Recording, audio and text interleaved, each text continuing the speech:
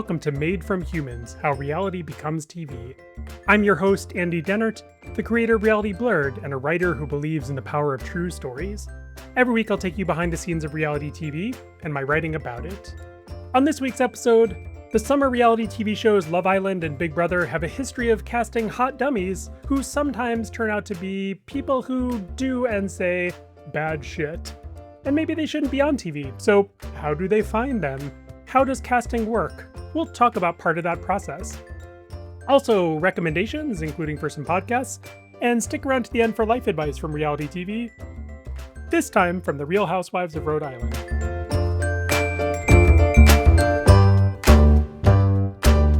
Hello, and happy July 1st. It's Wednesday, July 1st, as I record this, and we are halfway through the year, so congratulations to us. We have made it, although these past 6 months have seemed like 6 years in some cases and 6 minutes in others. So we'll see how the back half of the year goes.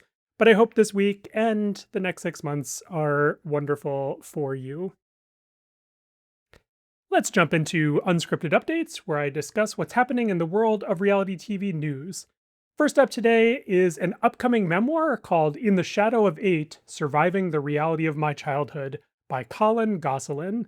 You might recognize that last name as as the last name of the stars of the show John and Kate plus 8 from TLC, and Colin is one of the kids. He's now 22 and written a book about, as the subtitle suggests, surviving being on a reality TV show as a kid. I'm looking forward to reading this and also hearing what he has to say about that experience, especially of being a child reality TV star. We obviously heard from many child scripted TV and film stars, and unfortunately, I think there's going to be a lot more of children of reality TV stars coming forward with how those experiences affected them in not so great ways. Colin has talked openly about his family situation and talking about emotional and physical abuse. So I'm guessing we will have more of that, and that will be, difficult and also, instructive, I guess. But I'm really curious to see what he has to say about the TV part of it all and how that affected his childhood. As one might expect, his mother, who's estranged from him, reacted to this forthcoming book and to some of his posts about it in completely, totally rational ways. Kate addressed that on TikTok, and someone said to Kate, you should sue him for defamation. And Kate replied, as a mother does, who maybe wants to reconcile with her kid. I can't because I'm a public figure. Rules are different, unfortunately, or I definitely would. So that's true for public figures in the United States. And that means celebrities, politicians, people in government, other public offices have to prove actual malice on behalf of someone who defamed them or allegedly defamed them, in addition to proving the defamation. And what that means is trying to prove that someone had the intent, a malicious intent. That's nearly impossible to prove in most cases, which is why there is, so much coverage of celebrity that is, let's just say, a little casual with the facts. And it's, as long as you're not malicious about it and trying to destroy someone's life, it's okay if you our Weekly World News and report something ridiculous, although that falls under a whole other category of satire. Anyway, clearly Kate is not happy about this, and she said that she consulted an attorney about this, and that's just, I'm sure it's going to be messy, but again, looking forward to seeing what Colin has to say. Next up, coming to connect to our main topic a little later, is the fact that we have lost now 2 people from Love Island USA this season. And I don't mean people who have left through the normal mechanisms of the show, but people who were disappeared from the cast because of their past behavior. And in this case, that means using racial slurs. So the first person to go away happened before the show even started, so we didn't get to know them. But Alana disappeared in the middle of last week's episodes, and we just got 5 words from the narrator, and in the subtitles, Alana has left Casa Amor, and that was it. That's actually a slight improvement over someone who was removed for using racial slurs online last summer, when Peacock and the show basically said that she, and by she, this person is Sierra, left as a result of a quote, personal situation, end quote. Obviously, using racial slurs in social media posts is a personal situation, but that tends to undersell it a little bit and let them basically get away with something. And I guess that's my reaction to this piece of news. I am glad that Peacock and NBC Universal and the production or whoever made the ultimate decision here or who decided to take action did so and essentially said we have zero tolerance for using racial slurs in any context. And for these people, it was using them in social media posts that were private, so not easily discoverable during maybe a vetting process. But I also don't love the fact that they just kind of disappear and the audience isn't told why. I think it's useful to make them a kind of example and say, we don't tolerate this. So if you're doing this kind of thing online, don't bother applying to our show because if we find out, you're gone immediately. I understand that they can't really explain all this backstory in the middle of this light, fluffy summer show, and that's a lot to include. But maybe just say instead of Alana has left Casa Amor, be like Alana has been removed from Casa Amor because we discovered racist social media content from her. That's it. That would be sufficient for me. Alana, by the way, apologized for this after being removed from the show, and her apology was, to quote her TikTok, which is being quoted by BBC News, "I'm sorry to whoever has seen that video and has been offended by it. That was never my intention." The video is from 6 years ago, and that word is just not in my vocabulary anymore. So this is one of those classic non-apology bullshit things that I can't believe we're still doing in 2026, but I'm sorry to whoever has seen that video and has been offended by it is just a really bad apology. Take accountability for the things that you said and did, and that is a good start rather than this kind of bullshit. Finally, in the news is something adjacent to reality TV, and that's the fact that this week Comcast announced that it was going to spin off NBC Universal into its own company, which means that NBC, Bravo, and the theme parks and Universal Studios, the film studio, TV production, all of this stuff will become its own company, not associated with the cable company anymore. Now, NBC Universal previously spun off all of its essentially dying zombie cable networks. That new company is called Versant and has things like E and USA and also CNBC, but that's a little tiny company floating out there. And now NBC Universal will be floating out there. And what I mean by that is they're probably going to get acquired by another company and become part of one of these increasingly massive conglomerates. We'll see if that happens. And also, right now it looks like both the UK and California might present some obstacle to Paramount acquiring Warner Brothers Discovery. And I hope they do because all of this mergers and spin-offs and everything is bad for everyone. It doesn't help anyone except the people who are at the very top making tens and hundreds of millions of dollars on these kinds of transactions.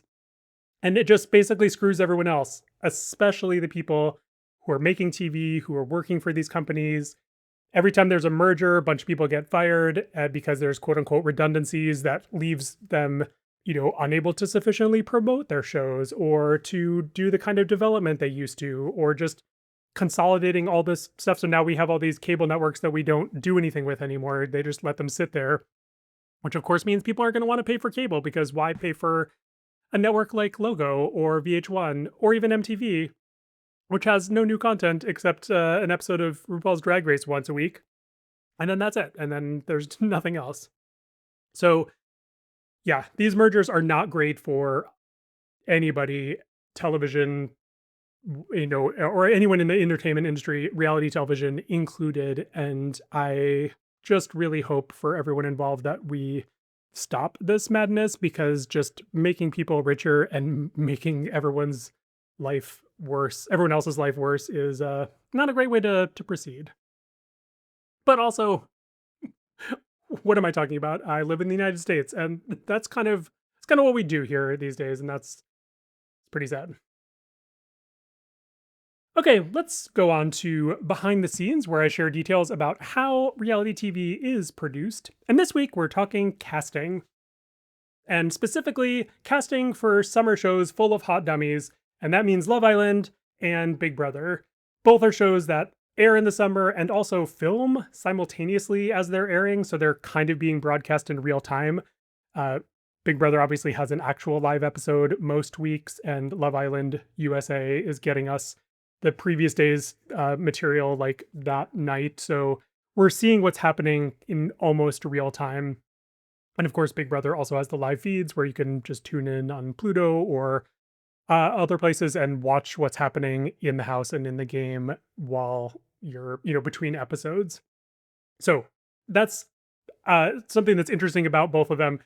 And I think it's something that also lends itself to the fact that maybe we find out more about these cast members while the shows are on, because suddenly they're getting a lot of attention and there's a lot of content, a lot of hours and people, and a lot of really intense fandom of people who are looking for stuff, talking to people, and maybe people are suddenly recognizing people they knew in the past and surfacing old videos or chats or whatever happened in the cases that I talked about earlier. The question is, why do we sometimes end up with people who are behaving so badly on the shows or off the shows beforehand?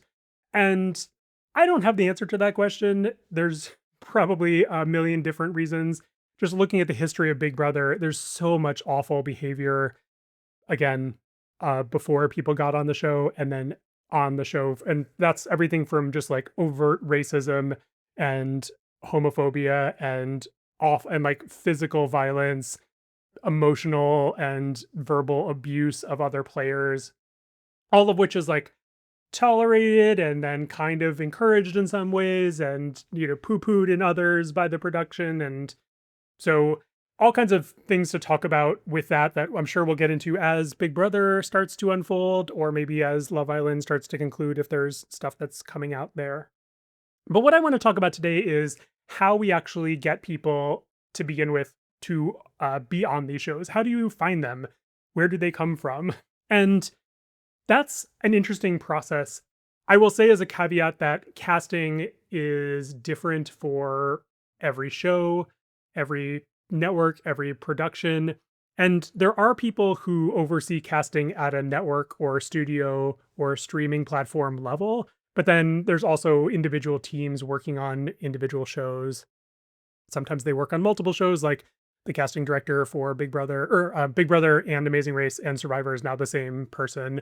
So there's overlap in those spaces. But there's going to be a lot of variety here. So I'm going to talk about two specific parts of this process in relation to Love Island and Big Brother itself.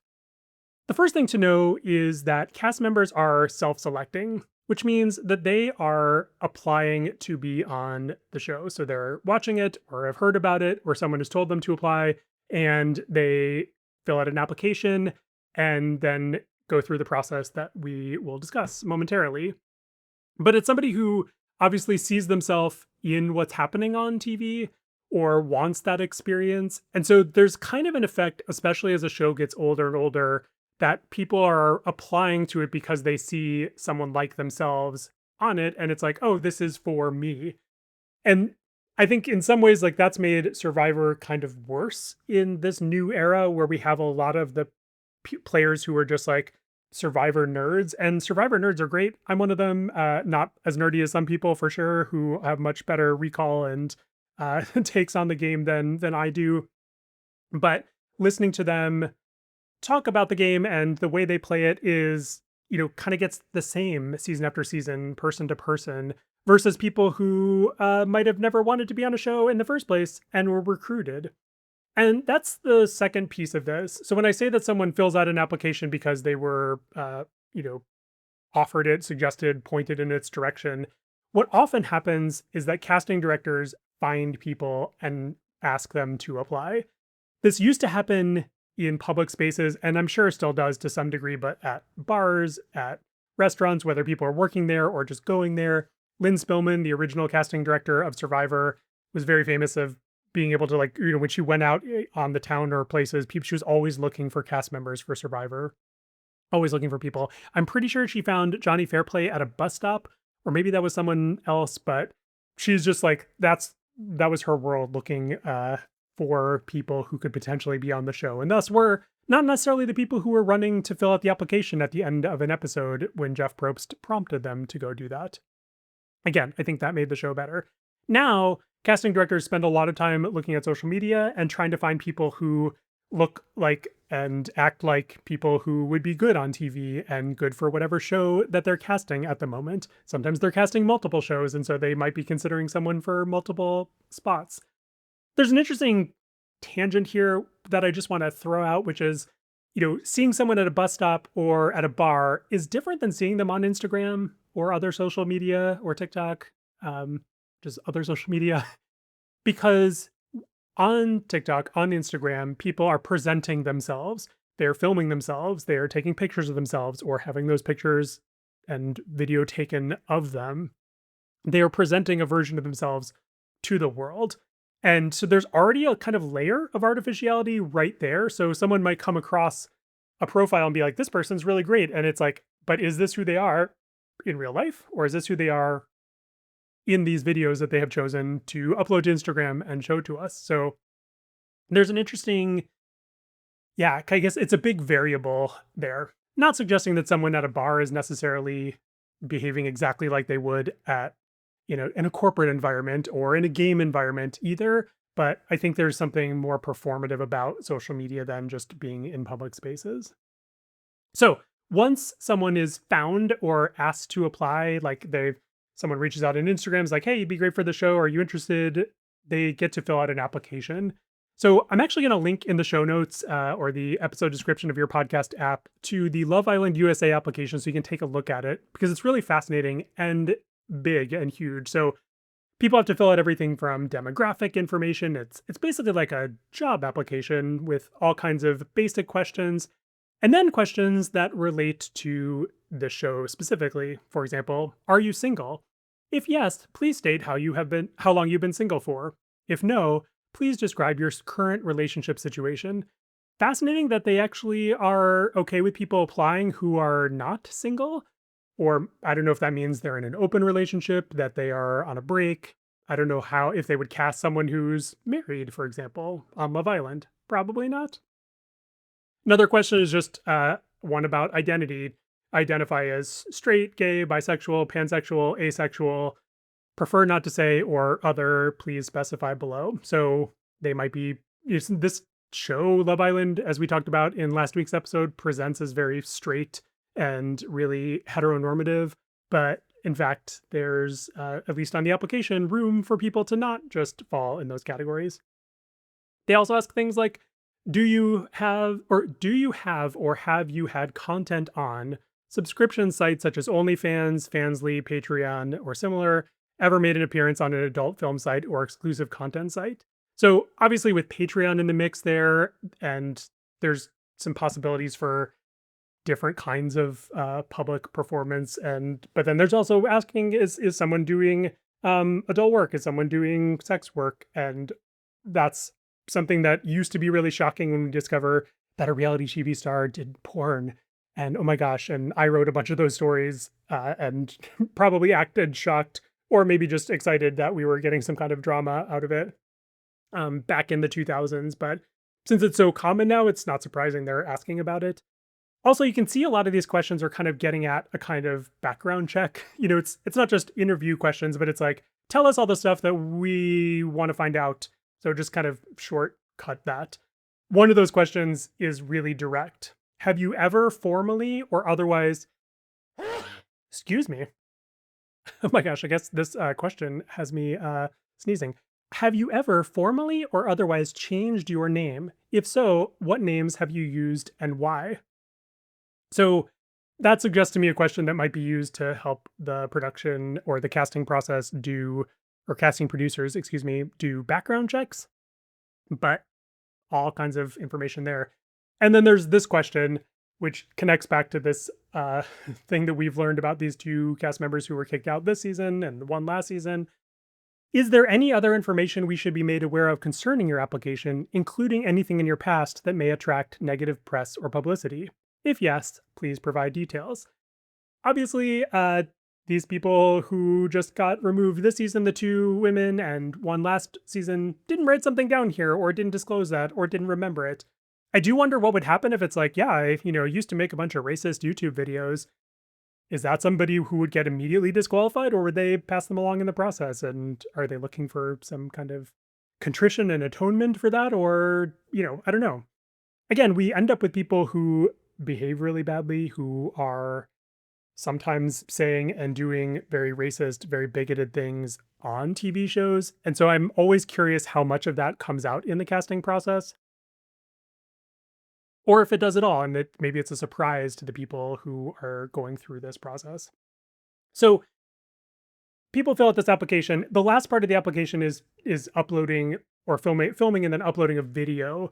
So basically, casting applications are asking to get you to talk about yourself, why you want to be on the show, those kinds of basic questions. So producers can get an idea of who you are, what you will be like on TV, etc. This is something that you will see kind of universal advice for, to just be yourself. Like, they don't want people doing bits. They don't want people trying to be funny if they're not funny, or just like trying too hard. They just want to see who someone really is, because keeping up such a facade on TV is impossible for a lengthy period of time, or hard, I would say, maybe not impossible. And they do not want someone to, like basically force them to try to figure out, like, what is your real self? Who are you authentically? What are you going to look like when you're just hanging out in the Big Brother house or by the pool? What is going to come out in those moments? And that's what they're trying to get at. But this is the application.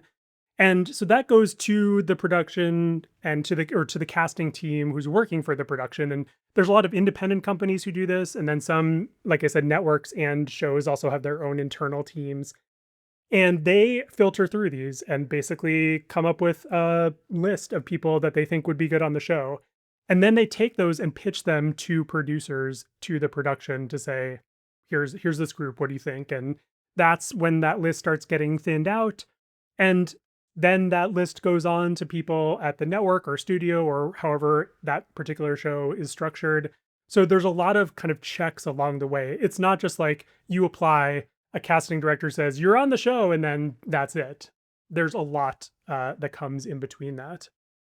One of those stages is now pretty frequently a video chat or Zoom interview where you'll talk to producers. People on Survivor talk to Jeff Probst sometimes later in the process, just to get an idea of how someone is in casual conversation. And obviously it's not exactly the same as in person or being filmed, but it's getting a sense of them more than the video would be. So all of these stages are designed to figure out who to move along and who to cut from the process. And that's when we get to finals casting. So I reported on the finals casting process for Big Brother back in 2011. And this is like a really fascinating interview I did with someone who made it into the finals casting process for Big Brother and told me all about it and answered all of my questions. And it was just really fascinating to learn what they went through, what they saw, and also they gave me copies of documents that were given to them as part of that. So not exactly the contract, which I've also published and you can go take a look at, but it's seeing like the schedule, the guidelines, etc. So a bit of an overview about what this finals casting process is like. Now, this was for before season 13. We're at season 28. So obviously a lot of time has passed, and I don't doubt that some of this has changed. But I also don't doubt that a lot of it is exactly like it always has been. This is a structure and a format that many shows use, and it works, at least for their purposes. And we've also, just reading interviews and talking to cast members, you will hear them talking about this process, and all of this still lines up, whether it's for Big Brother or other shows. But Big Brother finals casting back in 2011 took place at a hotel at LAX, the airport, over 9 days. So 9 days, people were at this hotel, sequestered in their rooms, unable to come out except when they had appointments or when they were chaperoned to go to things like having breakfast or go to the pool during their allotted pool time. So the idea is that they're not mingling, mixing, talking, communicating with other potential cast members or players. They see each other. They may make eye contact. They might be sitting at the restaurant and see other people sitting around by themselves who might end up on the show with them. And again, we've heard like Survivor and Big Brother players talking about like, oh, I saw that person in finals. I knew that they would be on the show, etc. But for the most part, they don't want people to have any kind of like verbal interaction and talk to each other and, which is verbal interaction. I'm just repeating myself. So the person who went through this process and talked to me said that there were about 50 people, maybe give or take a few. And then that was broken up into about 3 groups. And those were grouped, or I guess this person was put into a group of like 15 or 20 people who of the same sex, and kind of some people showed up at the beginning and some people kind of came in later. So lots of moving parts. Immediately they did IQ and personality tests and then started cutting people. So this person told me that half of their group disappeared after the IQ and personality tests, which for Big Brother tells you something if you're getting cut at that point. And I don't know. Are they cutting people who are too smart for the show? Not unhinged enough? I don't know. They get all kinds of appointments and they meet with people during these 9 days, including producers for the show, doctors, multiple therapists or psychologists who all work for the show. So they're, asking questions about their mental fitness and or, again, lack thereof. And then also various kinds of tests that come along the way, like for their mental fitness, I guess, intellect, I don't know. And when they're not going to these kind of meetings, they have things like gym time, like I said, or time at the pool. And when they're in the rooms, they can use the internet and watch TV or make calls because they're not sequestered like the Big Brother cast is right now before the season starts next week. So they're not cut off from the outside world during finals casting, but they are by themselves in a hotel room for most of it. One of the interesting facts that I learned back then was that they were given a stipend of $50 a day to cover all their meals. And back then, that was not enough to cover meals in the hotel's restaurant, according to the person that went through it. So they only ate breakfast and dinner because of that. And they also said that people were just spending their $50 on alcohol at the bar instead. So, really healthy there. That's great. I guess during dinner, they could go to either the restaurant or to the bar to get, I guess, bar food or, again, just alcohol. I'm guessing that $50 has increased in the past 15 years. But it's also interesting to think that this is maybe costing people some money, never mind time away from work or family or whatever. They go through all kinds of tests, like I said, and I have all kinds of details of that are in this story that, again, is linked in the show notes so you can read more about it. One fun detail was that executive producer Allison Grodner, and I'm reading my own writing here, had a large binder that the applicant or finalist guest had applications from the semifinal rounds because Grodner kept referring to things they'd said or written previously. At this point, he said it was already very clear exactly how he would be edited and portrayed on TV. So they looked at these applications that we talked about earlier and had those the answers and stuff had sort of guided them into putting this person in a box and saying, here's who you're going to be for the show.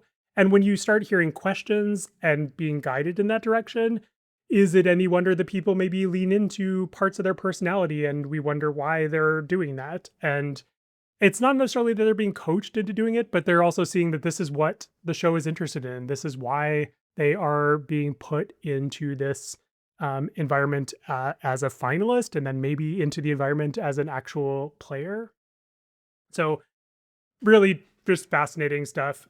Also, toward the end of the process, they start meeting with the higher up producers like Allison Grodner and also CBS executives. One of the CBS executives who's no longer there was somebody that was very confrontational in their questions. So you can see that kind of they're really trying to figure out who the best cast members are and asking really maybe tough questions and trying to see how they're going to react under this kind of pressure Or maybe they're just, I don't know, maybe the executives are just jerks and asking questions for the fun of it. Um, Once everything was, like after various kinds of interviews, this particular person I talked to had a medical test scheduled for that day. And that was then canceled.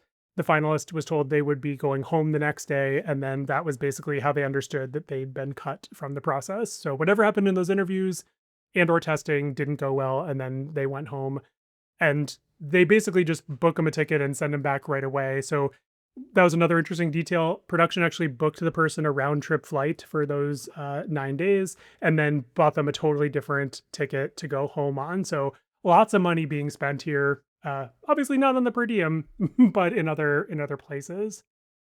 So really fascinating process. And again, this is all designed to find the best cast and hopefully one that actually works on TV. But what that means for individual producers, for network executives, is different again for every show, but also kind of a mystery and something that, is difficult for those of us on the outside of these shows to know why they're putting someone on, what they see in them exactly. Even when producers like Jeff Probst kind of give interviews and are like, this person was X, Y, or Z, it's like that's still kind of reducing them to just one quality. And it's like, that's all you saw. That's the one thing that got them on the show. So interesting to think about. By the way, in this story, again, that I'm linking, you can read these documents, which have some typos, and I'm not mentioning the typos because I'm judging them. I have many typos of my own because I type things and then think they say what I intended to write, and they don't. And if my grammar or spell checkers don't catch it, they go on the internet until someone lets me know, and I appreciate that. But the reason I mention it is because a year later on Big Brother season 14, Dan Giesling and Ian Terry were out in the backyard, and on the live feeds, people saw them talking about finals casting and about my story about it and about those documents. And Ian was joking, or no, not joking, but talking, or they were finding it funny that the documents that I published were the exact same ones that they had in years prior. So in other words, the production was just copying and pasting these exact same documents year to year, regardless of, not even bothering to fix the typos. So that just shows you how standardized that process is, even if they don't have time to actually fix their typos. Also, a fun thing in that conversation, which you can watch, I have a video that I'll link to. Um, Dan asked Ian about Reality Blurred, about my writing, and Ian said, quote, "He has some snark to him, but I like him." So thank you, Ian. That was high praise. Okay, on to recommendations where I share things that are bringing joy and entertainment into my life. First up is a podcast episode of Emily Post Wedding Stories with Lizzie Post. And this is the episode on which my husband and I talk about planning our wedding and going through all of these steps to discuss our intentions, our hurdles and problems and victories. It was a really fascinating conversation. It was originally done as an interview for an upcoming version of Emily Post Weddings, which will be out next February, and you'll see more from us in that book. But they recorded the interviews and now have turned them into a podcast so you can hear people or hear couples talking about their wedding planning. And it's just, I thought it was a really fun interview because I got to go through and process all of the things that we had gone through and thought about and done. Obviously we're doing this well after the fact. So there's a lot of, kind of reflection on it. And we also talked about everything we learned from Emily Post's, or the Emily Post Institute's podcast, Awesome Etiquette, hosted by Emily Post's great-great-grandchildren, Lizzie Post, and Daniel Post-Senning. So it was kind of a fun full circle moment as well. But shout out to that podcast because it's really fantastic and interesting just to hear people's stories, especially since we get so many versions of reality TV weddings that are so similar and just like kind of always the same note, same kind of traditional everything, that this is going to show you that there's a wide variety and a wide range of ways to go about this. Next up, I'm also going to recommend 16 podcasts, or sorry, 15, because I'm the 16th, these are the 15 other people who were part of the 2026 AIR, that's the Association of Independents in Radio, New Voices Amplify Fellowship. We've just gone through 9 weeks of learning how to be better podcasters and marketers and really figure out all the stuff that we didn't know. And it's been so transformative for me. And I've learned a lot that I've already started putting into practice with this podcast, like new episode show art and show notes. And I have statistics that I'm looking at now for the first time. So lots of possibility, or lots of things that I've learned and lots of possibilities for stuff that I will be working on in the future. But anyway, the highlight of this has been the people. We've had amazing mentors, leaders, and then guest speakers, but the 15 other people in this cohort with me have incredible podcasts, and many of them are pop culture related. Many of them are TV focused and also kind of similar interest to me in terms of like diving through the layers and figuring out what, pop culture means and how it affects us. So definitely check that out because I love them and I want you to hear their podcast and it'll give you some new stuff to listen to. And finally, recommendation for The Real Housewives of Rhode Island, which just ended its season with its second reunion episode. Just a perfect first season. Such wonderful drama, such hilarious personalities, and the fact that many of them all knew each other and were actually entangled in each other's lives really made it better. Kind of a dark spot with some stalking and tracking of a spouse and that sort of being forgiven and defended in the reunions. That really was, I wish that hadn't happened, and I know it happens to other people, so it is real life, but I don't want to pretend that it's all fluffy and fun and games, but so much of the season is. So if you haven't seen it, highly recommend going to Peacock and binge watching this season because it's a delight. Okay, that's everything for today. Thank you so much for listening. You can send me your feedback, questions, and thoughts. And if you're in a 5-star mood, please tap those in your podcast app of choice. Your ratings and reviews really do help me out and help other people find the show.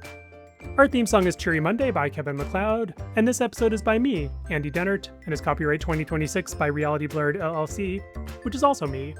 You can find me at realityblurred.com and andydennert.com. I'll leave you today with life advice from reality TV, this time from the Real Housewives of Rhode Island, who are having a conversation about a beach snack that, depending upon whose side you fall on, is either makes a lot of sense and is perfect for that environment or is horrifying. Pizza chips are like just red sauce. It's not actual cheese. It's not like a regular pizza, but it's lighter. People like bring it to the beach. I love pizza chips. In the summer, like going to the beach as a kid, you have cheese in the sun. It's sitting there and you know what I mean? You just don't. They think it's great, but I'm like, where's the cheese on my pizza? Because who wants a pizza without cheese?